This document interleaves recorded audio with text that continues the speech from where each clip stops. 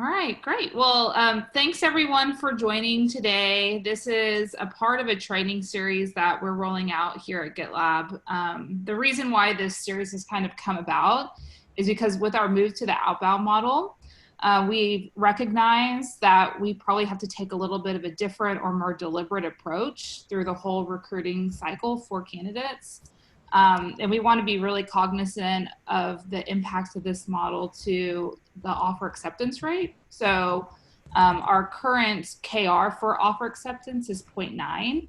And basically the intention is just to kind of get conversations started, sharing best practices, to make sure this is top of mind, some of the best practices in how to sell GitLab, how to get an offer going, and how to actually close candidates. So we already have a partnership here at GitLab with Rocket Power. So today we have Kyle and Michael on the line, and they're going to provide some insights for us on kind of their approach. But for those of you who are unaware of Rocket Power and what they're all about, and I'll definitely let Kyle and I called Kyle twice, but Kyle and Michael talk through that in a little bit. But basically, they provide talent solutions to scaling technology companies like ourselves and help us find great talent. So we're actively partnering with them and have actively partnered with them on other searches in the past. So I'll go ahead and turn this over to Kyle and then to Michael for an introduction, and then we'll kind of take it from there. Awesome. It's funny because Michael's usually the first one to introduce, and so this is exciting. My name's Kyle. I guess the quick rundown is I wasn't always a recruiter. Before recruiting, I was in the mental health field as a counselor for about 9 years, grew up in Orange County, came to the Bay to pop my bubble a little bit and do something else. And recruiting came to be as a means to an end to survive out here in this wild world of Silicon Valley. And today I find myself as an executive recruiter working on this chief people officer search. We did the chief of staff search. We've done the VP of recruiting search as well as the previous CPO as well. And Rocket Power, I'm on our executive search team with Michael. We usually focus on heads of people and heads of talent. Rocket Power does a little bit of everything. It's they have a outsourcing model, they have a RPO model, and then us here over on executive. And I'll pivot to Cowboy Michael. Thanks, Kyle. I have always been a recruiter since the day I was born. Been trying to get out of it for a long time, but it's been just under 20 years now.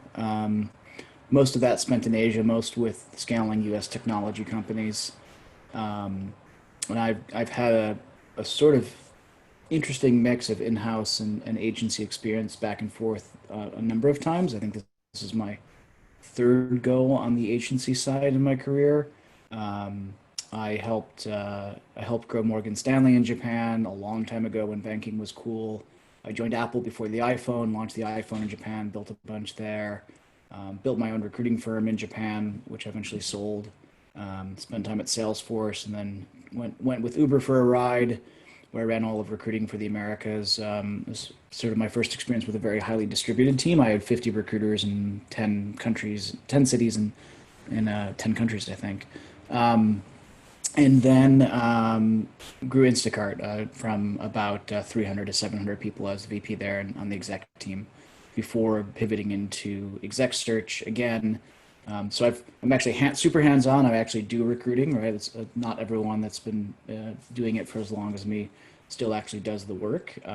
So it's been a fun couple of years with Kyle to actually get back into the weeds and experience everything that all of us recruiters go through. It doesn't really matter the level. It's super hard work, super challenging work, and you're in the middle of a lot of stuff. So yeah, we're really happy to try to share what we've learned and hopefully have a dialogue too. We don't have all the answers for sure. Awesome. Thanks, Kyle. Thanks, Michael, for the introduction. And yeah, we have a few questions that were prepared ahead of time. So we can start with those, but of course, let's make this an organic, natural conversation. So if anyone has questions along the way, or other points that they'd like to bring up, let's feel free to go ahead and interject and get those added into the agenda. And my 4-year-old just joined me, so just heads up if there's some distraction here. So the first question that we've kind of put across is what are the three most important, I can't even read. What are the three most important in the initial contact with a passive candidate? So what are the three most important pieces that you all kind of focus on in that approach? As good as I like to think I am about reaching out, Kyle is the best I've ever seen in my entire career. So I'd love to have him share whatever magic it is that he gets amazing people to respond to him. Wow, that was really nice. Thanks, Michael. So a few things, especially when we don't know this person. Being a person you don't know, your intention has to be to build the relationship. End of story. That is the most important thing of those three pieces. If you don't build the relationship, if they don't build rapport, if they don't feel safe with you, everything else is just kind of in the wind. You know, for myself coming into this world of executive search, I wasn't coming in with the experience with the Heidrick and Struggles, the Russell Reynolds. Like, I was coming in with a unique background, and my goal to build a relationship was coming through in a few ways. I'm going to send them something they've never received before. I'm going to personalize every reach out. I'm going to show with like at least 1 to 3 sentences that I've read something about their story. And so I think that's the most important piece, is just build the relationship. Everything other intention of filling a role, it comes second and third. Structure of safety is something that I titled in my notes, and I can share them as well. It's not just about efficiency of that intake call, that initial contact. It's also about how, like, having a collaborative dialogue, Michael already mentioned. So what I do, I offer an agenda and then ask how that lands with them and what questions they want to make sure to cover as well, and if they want to add anything. What I found is that, like, it actually does allow the motivators, the drivers, the criteria to come through more clearly, and they feel more in control as well. And so, you know, they usually ask questions about the company. I give a general pitch. I check in on any new questions they've had since that general pitch. I go through my intake questions and then clear next steps with like a deadline. The only other final piece of those three most important things I'd say is you need to get those motivators, those logistics, those challenges, the other interviews all set and clear. Like, you have to get that on the intake call. Michael, you want to add anything else to that? Yeah, it reminds me of a training I helped give at Uber 2016 or so. We were hiring a ton. My team alone was doing about 2,000 hires a year across North and South America, a lot in South America, LATAM in general. And one thing I wanted to emphasize, and this is going to sound a little silly at first, but candidates are people. And sometimes I think we can forget that because we've got a number that we got to hit, right? And we were like, that is how we're measured. At least it's one of the main objectives, right? One of the main objective measures. So candidates are people, and I always like to start with that and remember, and you just sometimes put myself in their shoes. How does it feel to get approached? How do, you know, when you've been approached, you're all recruiters, means you're getting approached a lot. What feels good to you? What doesn't feel good? What lands well? What doesn't land well? And thinking about that other person and how they'll experience that. And then the next step is continuing in that mode. You're building a relationship, particularly in an outbound call.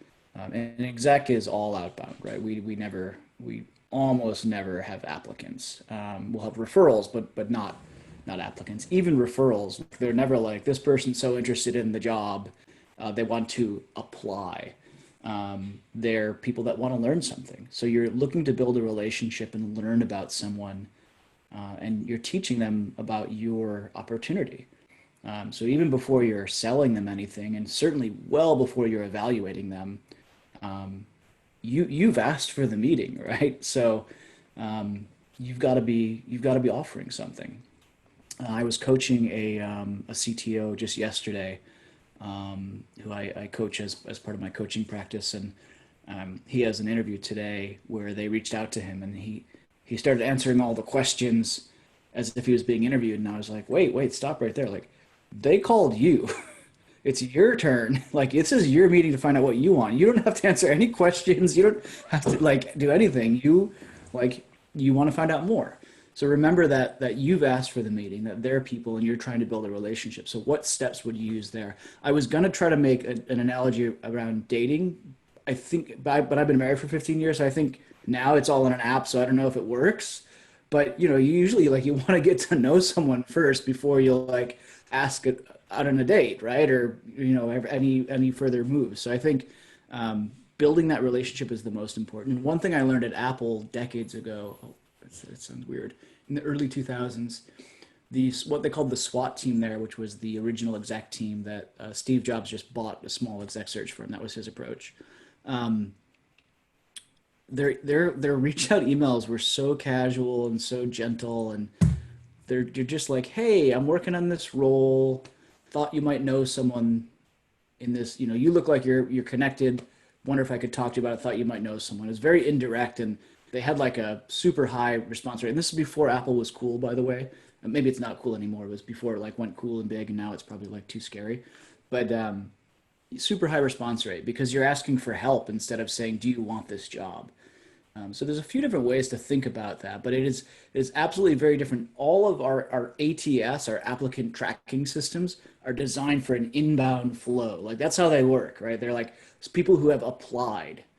When you reach out to someone, they're not an applicant. They're a prospect. They're not even a candidate yet, right? They're someone that could be potential for the role.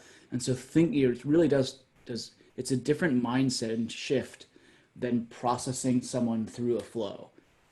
Now we could talk a whole another session about my opinion about how to treat people in the candidate flow as well and treating them as people. But the main point is thinking about them as people. You're asking them for something.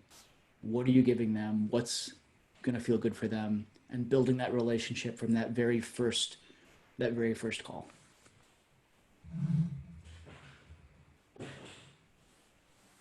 Awesome. Great. Thanks for going through that, Kyle and Michael. I think those are great points. And I think it's important for us to, always think of that frame of mind. It was kind of changing gears for some of us who had a ton of inbound candidates for the longest time. And then we shut that off. And now every candidate we talk to is passive. So not stepping back and taking that deliberate approach and thinking and reminding yourself, like, we reached out to this person, we need to do the work. It's easy to get in kind of a robotic state as a recruiter, right? I've been in recruiting for over 10 years now, probably longer now. And like, I catch myself becoming a robot sometimes because it's one call to the other. And you have to always remind yourself, like, this is another human being on the other side. They may have not talked to someone. They might not really know much about the company. They may be new to interviewing, or they might be out, like they've been with their current company for 8 years and this thing's maybe rusty. So like, I'm their advocate, I'm their resource. Like, I'm here to help and to get them what they need to see if this is right for them. So I think those are all great points. And if anyone has anything else to add, we'll go ahead and move on to question 2, if that works for everyone. One thing I want to add to what you just said, Cindy, and Michael hinted at as well, like, what is the value that we are bringing as the recruiter to that conversation? Something that we've done for this chief people officer search is we've got a running document with the most asked questions by chief people officers, and we had the team answer them, and I offer that as a resource from intake to deep dive. We also have a running document with Darren Murph on strategies in being remote. It's not the remote handbook. It is a literally 1-page document with probably 7 links, very targeted to chief people officers. And so those are values that we share real time with candidates. I think every role can have something similar because it is very GitLab-y to share those types of resources. And yeah, it's a great been received well. Sorry, Cindy. No, you're perfect. I think that's great. Good. Awesome. So next question, how do you uncover a prospect's unique decision criteria? I think we've begun to hit on that a little bit. So how do you know what their drivers are, what their motivators are, and then kind of delineating between like what's most important, like the monetary, the non-monetary, and how do you kind of approach those conversations? Maybe I can take a first crack at it, just and I think Kyle probably has a more formulaic response, but again, it doesn't, an interview doesn't have to be an interrogation.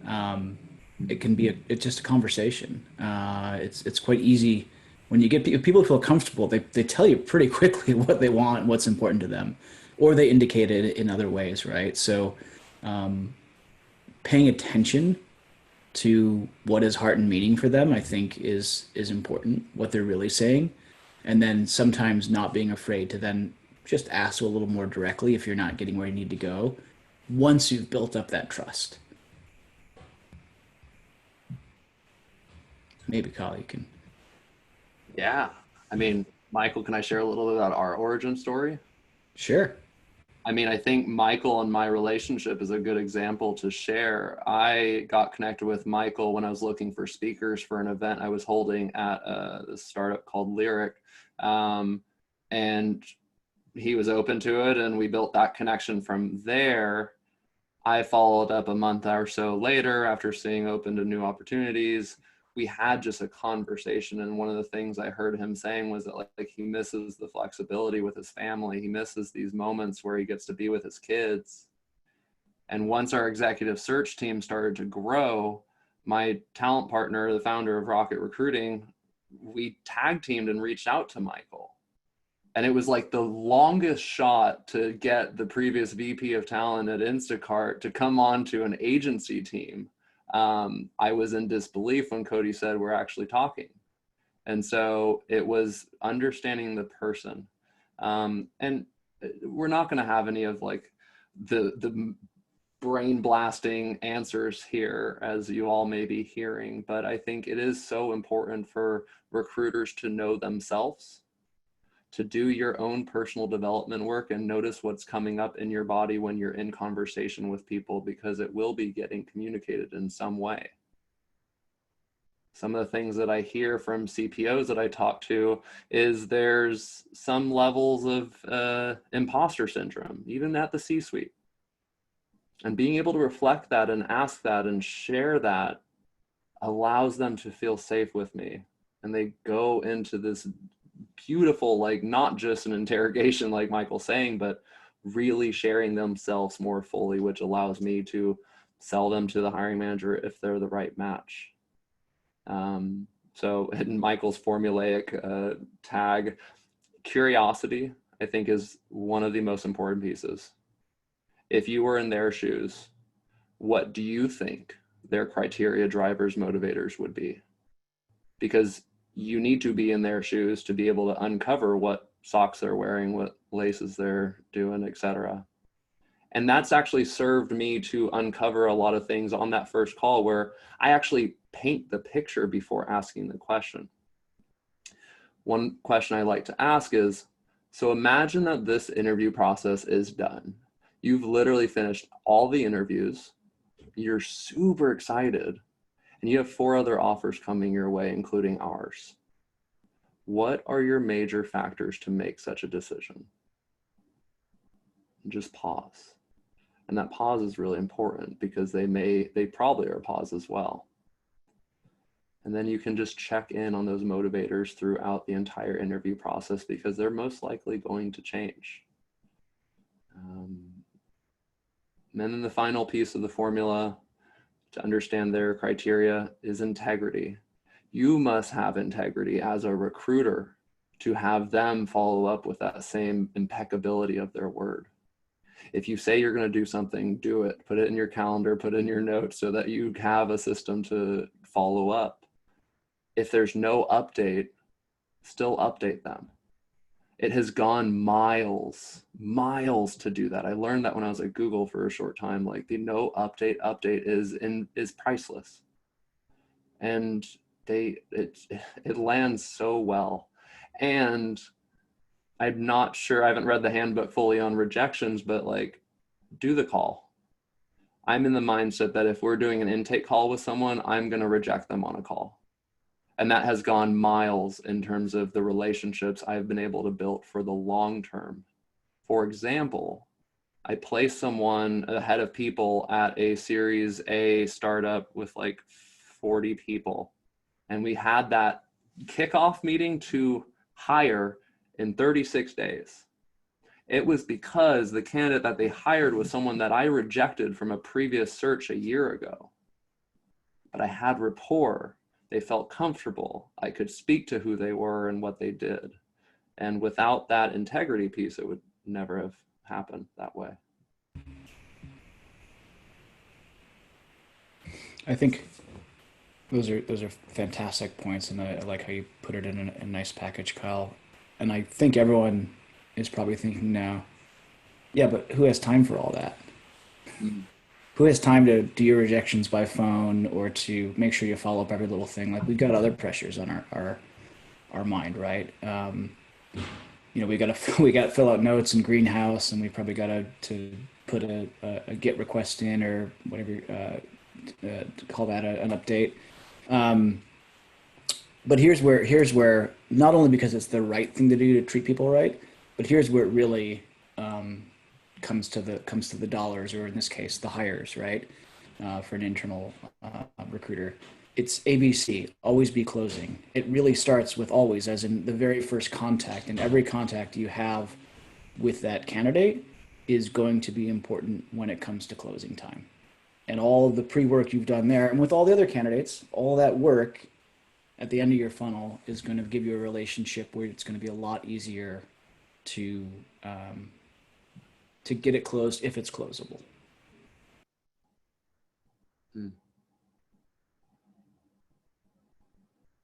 And I would argue on the time piece with rejections, I actually think my rejections are faster and more efficient. Emails, unless it's coming from as a template from Greenhouse, which I despise and everyone in the world despises, my calls take 1 to 2 minutes for rejection normally. The amount of time I would spend writing that email, editing it, rereading it, because I know now it's written, and if I send that and it comes back to bite me in the butt, it's going to be a much bigger time investment than anything. So I like to do it verbally for that specific reason as well.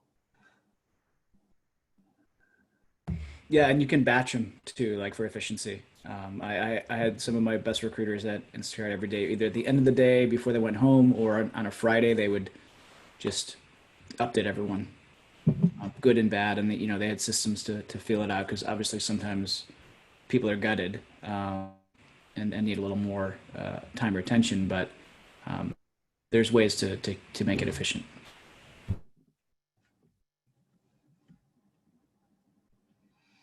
Awesome. And those points I think are well timed, Michael and Kyle, because that's something we're seeing come through in our ISAT survey. So we do some surveys to candidates who make it past the recruiter stage here at GitLab.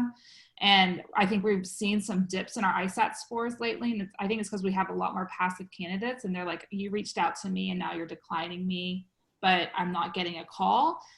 So we've tried a couple of different ways to do it, but we've not yet got to the point where we just like kind of batch it.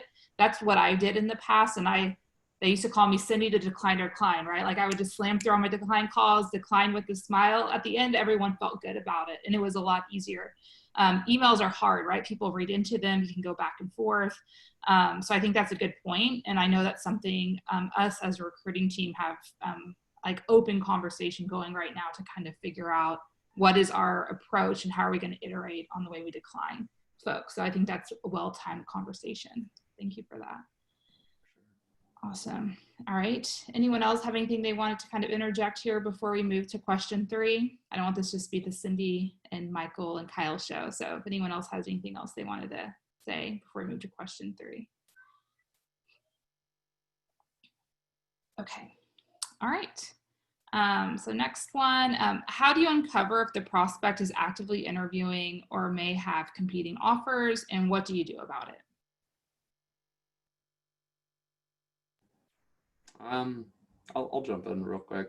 I just ask. Like, I think the other questions are so important because that's rapport, that's safety, that's trust. Once that's established, you just ask. And you get as much information while keeping that relationship as the priority. Don't push too hard to get the exact company. I'll notice that some candidates share where they're interviewing, some may not. If I'm curious, I will word it in a way of, you know, it sounds like you're interviewing at large and small companies. I'm curious, like, what is your priority in your next role? Is it to run the function? Is it to be the number two? Just asking clarifications. I don't need to say, where are you interviewing? Why are you interviewing there? And more so let them take the lead on what they'll give. Michael, anything else you want to add on that? I think you covered it. I've been in large recruiting floors. I love a recruiting floor. It's like the scare floor in Monsters Inc. Right? You come in and like when it turns on, like it just goes on. And virtually, I don't know how we recreate that, but it's. I used to love that walking into a recruiting floor. But I would hear some pretty awkward situations of people trying to push or pull information out that someone doesn't want to give, and it always just made me cringe a little bit. If someone wants to share, great. Usually they'll share that they have something, and if you have enough trust, they'll share they'll share more. And if they feel they can, if you've built really enough to trust to tell them like, hey, you're happy to share what you know about any other company and how they compete, and as long as you're honest and an honest broker with your information, then they may share more. But I understand that particularly with engineers, it can be more difficult. I was never an engineering recruiter, so I don't know if I'm the best person to think about how to answer that one, but I knew it can be more difficult there. Awesome. Yeah, thank y'all for that. The beauty of GitLab is since we have the compensation calculator, that piece is usually pretty easy to kind of get people to talk about. And then the fact that we're open in so many things, I find that candidates end up being very open at the end of the conversation with us about what they really are looking for as far as like their motivators. And like with their interviewing with another company, it naturally comes out in the conversation because through the whole conversation, you're building that trust and saying, oh, we have this information, we have this resource. I always say like our house is open. You can walk in and look around. We're not hiding anything. Like our cards are all on the table, and it's true, they really are. So I think it's one thing that's super unique and special about GitLab that not every other company has. And it helps people feel like at ease, and they're like, cool, their cards are on the table, so I'll put mine. It's not like this, mirrors and smoke show that sometimes you feel like you get with other companies. And I've mostly done engineering recruiting, and I find that engineers just want you to be direct with them and just say, this is what it is, this is what we're doing, and just make it very clear. And then they're willing to be more clear typically. Where I haven't spent much time, where I'd be interested in learning more, is sales. I've never recruited a salesperson. I'm a good black and white engineering person where it's like, these are the facts and this is what we're looking for. But sales conversations and sales offers, I imagine, are very different. So do y'all have some experience in that, or anyone on our team who's worked with sales folks in the past? I'd be interested in like sharing some perspectives on that too, because it's new for me. I don't know how to approach a sales offer or just a screening call to sales candidates so they wouldn't run all over me as an engineering recruiter. I guess if it's open to everybody, I'll speak up. I'm Marcus Carter. I do sales recruiting. What I find different on the sales side, especially speaking for my hiring managers, are it's not so much that my specifically enterprise managers are interested in background skills. Like what they want to know is like OTE. Like, what was their percentage of quota? Did they exceed that 115, 120, 200%? Like that to me from my sales managers is what's most important. So my screens for most salespeople is more based around their achievement, what they're looking for in a new company, and really sales culture. Because from what from talking to salespeople over the last year and a half at GitLab, some people are coming from very toxic sales cultures. And so I think that talking about how ours is different is really more of my conversation. But as far as like tactically, in the tactical piece of having a conversation with them or interviewing them, my managers, the main thing they cut to in my notes are what was their percentage of quota attainment. Like that's really what they want to know more than anything. Yes, sales candidates can talk. They can definitely talk, and if you don't take control of that conversation, you won't get the information you need because they're pretty good at it. They've been trained at it, right? Absolutely, they definitely know how to finesse, and I've actually learned that for my managers and the people who I recruit for, the ones who avoid the quota attainment conversation or how well they've done typically probably sometimes didn't do that well. And so that's one of the ways I know how to knock someone out when they get really ambiguous about, because I really kind of base the question on, talk to me about some of your successes at your current company. And then I get more granular and I'll say like, what was your quota attainment? But some of them will be like, well, I implemented this at the company and I did this, and they dance around what they actually sold. And so that's how I've learned to tell the difference when someone is truly, truly fits. And Cindy, you mentioned the offers. I find that for GitLab, our sales offers are really concise because I've already kind of set them up. They kind of understand where we are. They know we're on a 50-50 OTE split. And so I haven't really had as much difficulty closing a sales offer. But I think it's because everything is out there for people to see. That's what I personally think. It's not as hard of a sell.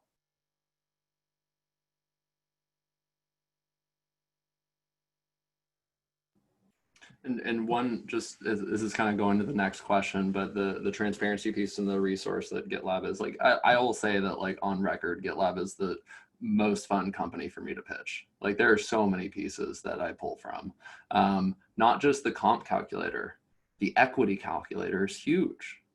And as I thought about that one, Cindy, I think you were talking earlier, one of a head of talent candidate I had previously he was amazing.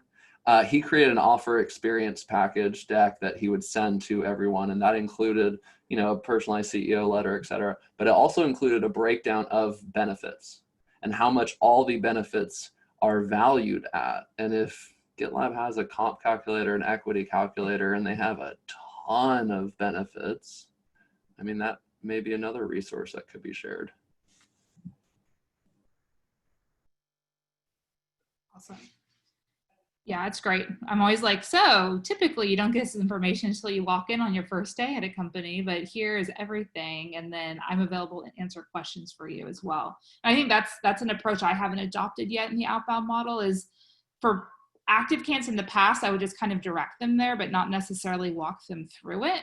Right. It was more like a self-service type thing. And I've noticed, with recent candidates, that there's a little bit more kind of, let's open this page and let's talk through it. If I notice it's something that they're kind of bringing up in the conversation, whereas in the past with more like active candidates, it was more like, well, here's the links. Or if we don't have time in the screening call with these now passive candidates, following up with an email, just saying, hey, we spoke about this. Here's some more resources. If you want some follow-up, let me know. Whereas those are steps I probably wouldn't have taken when we were working with more active candidates. So. Awesome. And then counter offers. So I'm sure you all have come across that multiple times. I'm sure this is all going to come back to trust again and kind of going through that. But counter offers with their current employer. I know there's, best practices just in the industry, but what has been your approach to those types of conversations? The dreaded counter offer. I remember I placed someone out of Disney as a VP into Guilt. Total huge change, right? She was a marketing person. And she got a counter offer and she was like, yep, I'm staying. They they love me here. They say I'm so important. Like they're gonna do all the changes that I've asked for. But again, you're totally right. It comes back to ABC. You're right. We had talked in the beginning, and I'd made notes on why she was unhappy. Why did she take my call to begin with? What was she? And she'd actually applied, I think, through like a third party job site. And the fundamentals of why she was leaving were not changing. She really didn't like her boss, if I recall, and or her boss had changed maybe, and the company was changing. Like everything was changing, and she was looking for a startup experience. She was looking to be more into fashion and things like that. So everything we talked about, I was able to remind her of the reasons. Um, but then I also remembered, I was experienced enough, as about 10 years in my recruiting career, to remember that I'm also just the recruiter.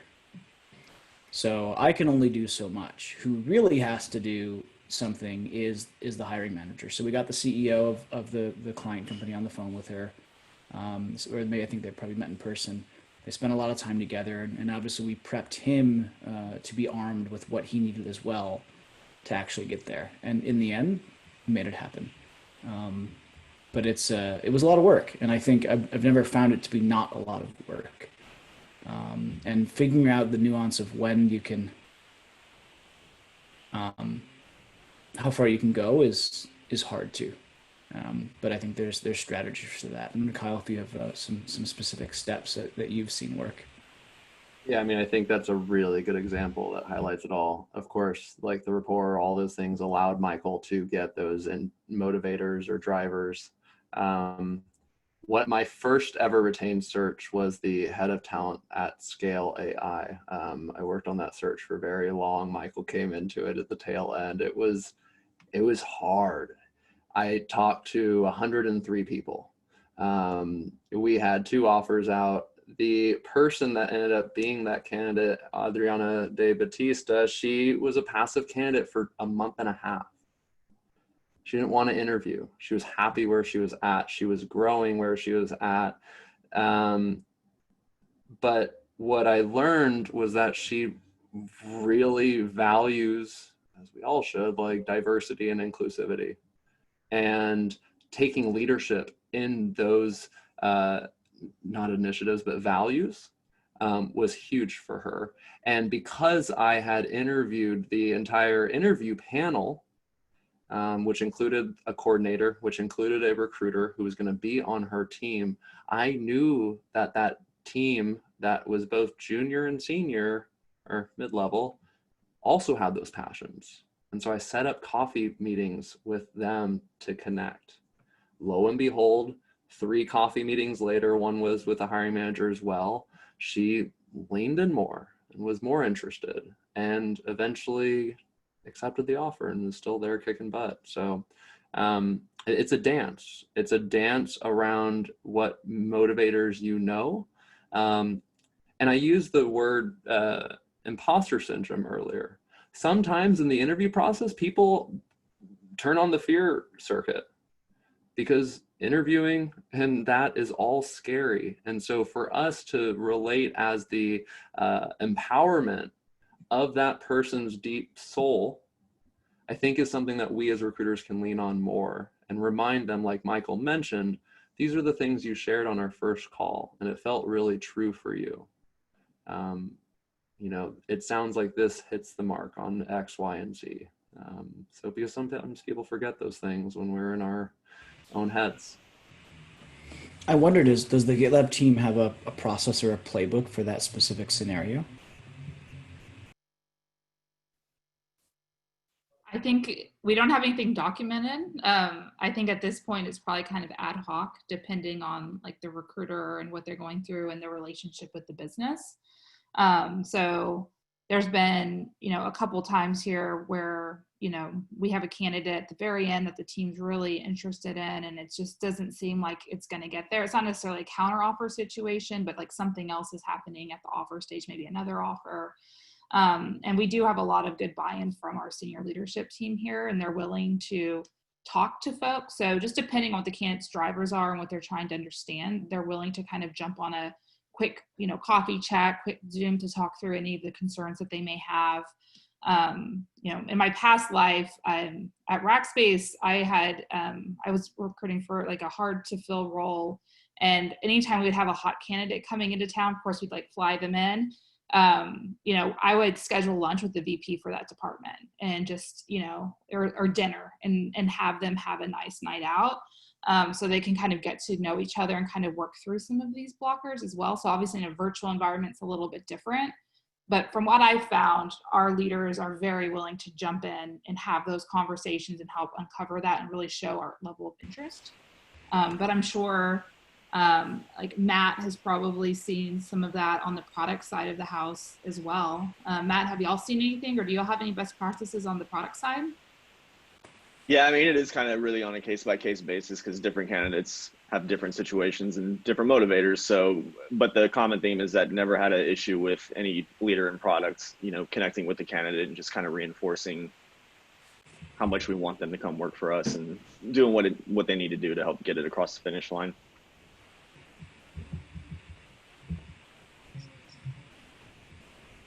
Just sort of thinking out loud, it might be interesting to think about playbooking some of that, or when you've gone through one that either went well or didn't go well, and just sort of writing down and sharing it with other people on the team and having it as a resource for training for people as they come in and as you continue to grow your recruiting org and bringing in eventually new people that are coming up from more junior roles. Having that kind of resource might be kind of interesting. There's such a wealth of knowledge of everyone's experience, right? Yeah, that's a good point. So they have a place to start. Yeah, because until you've been down that road, you don't know how to navigate that road. And if you don't have some best practices, and it's different here. Like when I worked in an office where it was just like a recruiting bubble where you could just lean over to the person next to you and say, oh my gosh, like this is what's going on with my candidate. And that's how I learned as a recruiter, right? I could lean over and say, this is the situation, lay it out to them. Obviously we can Slack and jump on a Zoom call and do all of that, but it's different. Or people would hear me on the call and I would get off the call and they'd say, well, what's going on? Or I heard you handle it this way, but what about this? Have you thought about this idea? So, being surrounded by people is how like I learned as a recruiter. So here we have to be more deliberate, maybe having a playbook or having some resources would be a great suggestion. So thank you for that, Michael.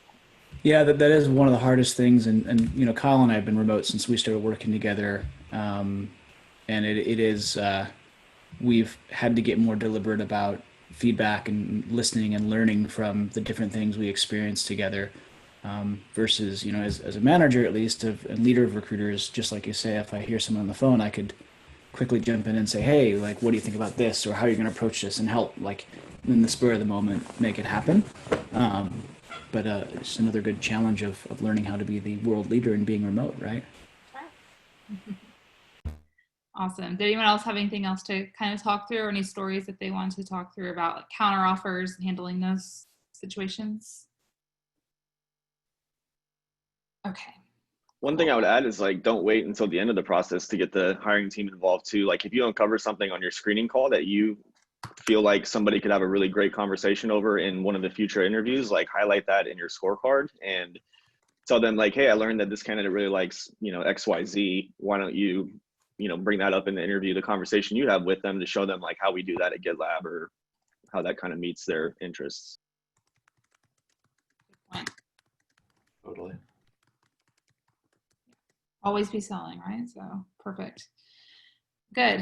Awesome. And then the next one, question 5, is just more around the offer process. So can you talk through your process when presenting an offer to a candidate? And then we've got like a few different scenarios. So when the candidate's excited, when they may have some reservations, when they indicated that they will not accept. So just, generally what's your process, and then how do you modify that? I think we've hit on this a little bit, but any other examples or best practices there? Just quickly, I feel like if you're towards the end of the process and you've got those second 2 scenarios, like hopefully it's not a surprise. Hopefully you know that in advance, and different companies take different perspectives. I've been at companies where like if we know they're not going to take the offer, we're not going to give the offer. but there are problems with that around understanding your offer acceptance rate as well, though, and sort of gaming the system so that I think having a standard approach to that kind of thing is actually quite important. Um, Obviously, you can't have an offer accepted if you don't give it, so sometimes it can't hurt to give an offer. It really just depends on your philosophy as a recruiting org and how you approach that. Um, but I've definitely been surprised where you've done everything you can and you give the offer, and a few days go by, and all of a sudden you get a ping in Greenhouse that it's been signed. And you're like, oh, okay, we'll take it. Um, but I don't know that I have a different process for these different scenarios, though, beyond the things we've already talked about. I think focusing on the excited candidate is actually really important, though. I think sometimes we tend to be problem solvers and want to focus our efforts where the problems are and where things aren't going well. But like the return you get from the accepted offer from the candidate that's really excited is actually a lot surer return, and it's a lot more important. And you can, if you lose focus on that, you can get a nasty surprise that you don't want. So I think remembering that, like, this person's excited, ride that passion with them, ride that excitement, like get excited on the phone with them on the calls, right? Build them up even more, like just double down on closing. And make sure you get them, because it's important, and they'll be so happy when they're on board as well, and they'll remember that experience. Really, I really try to make it super celebratory. It's a win. Like, I don't know what your metrics are of how many you have to close per month or per quarter, but every single one is a win, and that's what we're here to do, to build a company brick by brick by brick, right? So I really like to celebrate each win with the candidate. I feel like that's like a GitLab quote being waiting to be redefined. It's like building a company soul by soul by soul, because there's no bricks at GitLab. Um, everything Michael has said already. I don't think there's anything I would add other than re-emphasizing what Michael said about problem solving.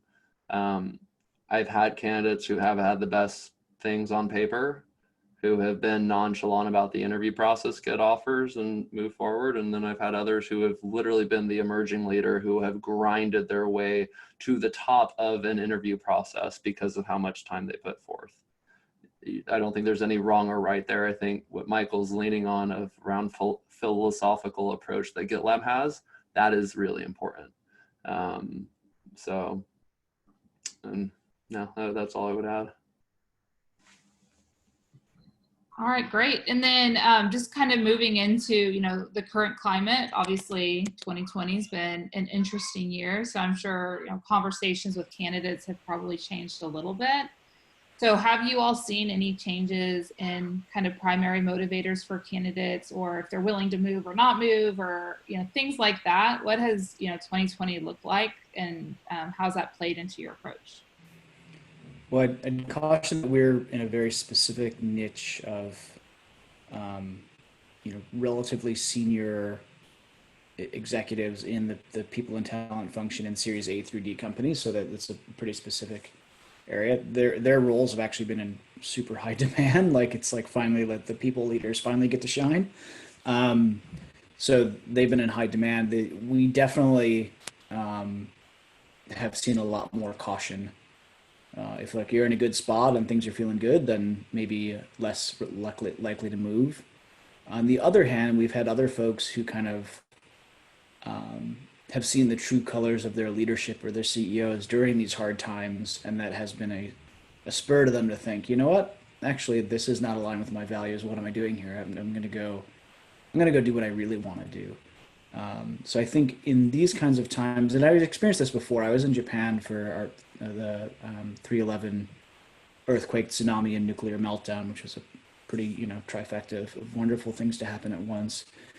And we absolutely saw a lot of candidates move towards either companies or roles that aligned a lot more with their values, versus sort of just getting caught up in the rat race. And so I feel that's happening a little bit now.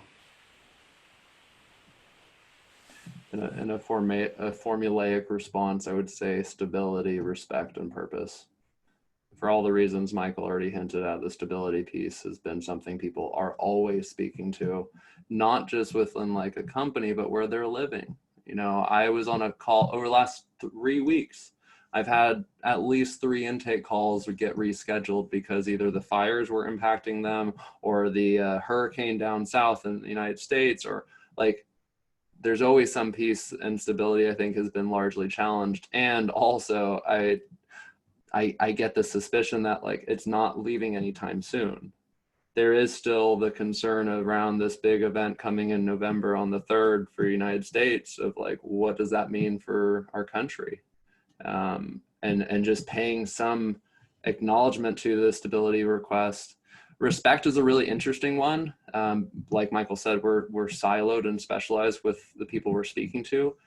And like, I have heard some really gnarly stories recently where like these people operation leaders are seeing the CEOs and C-suite true colors come through on how they relate to Black Lives Matter, how they relate to the world, inclusivity, like everything.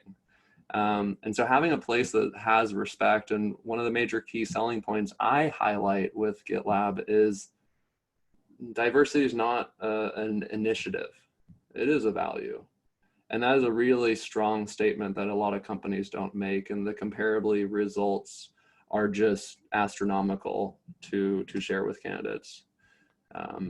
So, yeah.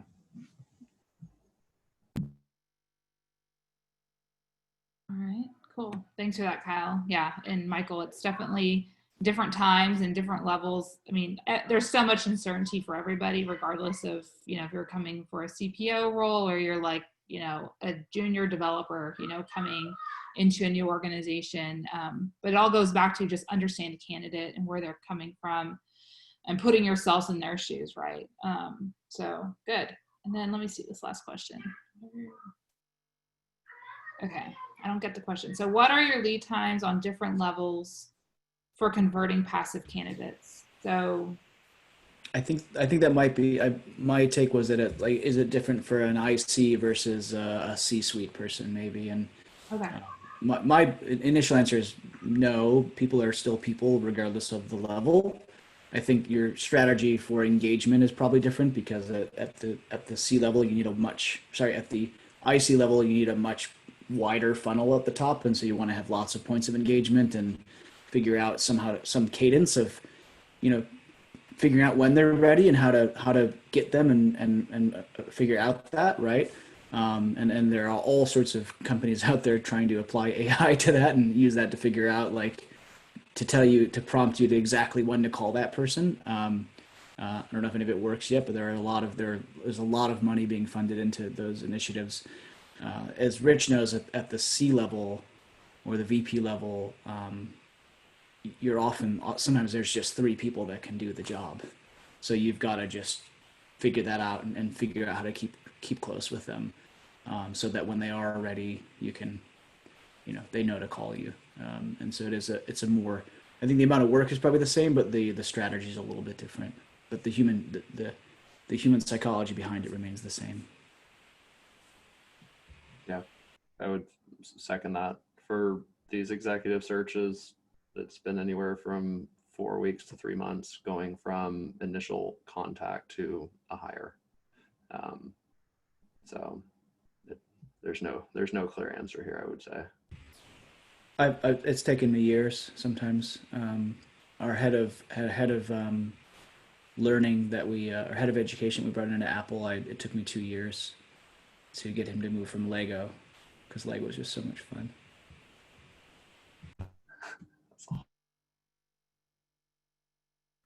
awesome. All right, well, that's the end of the prefabricated questions. We still have 5 minutes left, so the floor is open for anyone else on the call who has questions or anything else that they want to just kind of open a conversation about that may be helpful.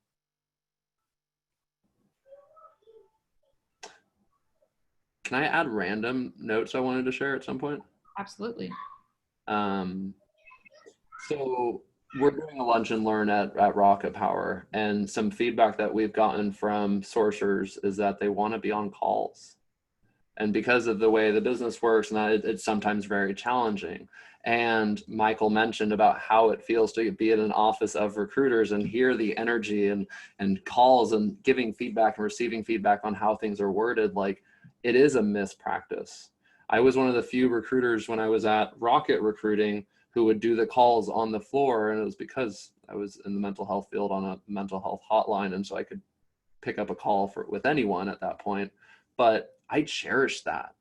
And it could be something interesting to explore for the sourcers, for the recruiters, to maybe getting that real-time feedback in some form or another, or having like a shadow sit in and listen. I know that's something we're exploring. The knowing your hiring manager as a person. I don't think we've really mentioned this here yet, but it's key. For doing these searches with GitLab, like, I've developed rapport and a relationship with Sid.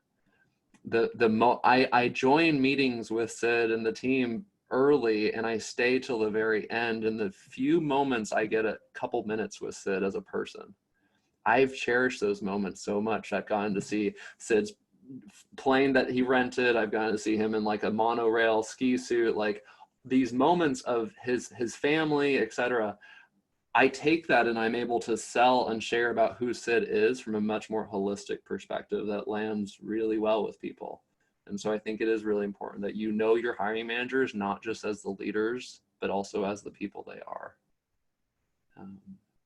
So now I'd love to hear from everyone else. I have nothing else to share.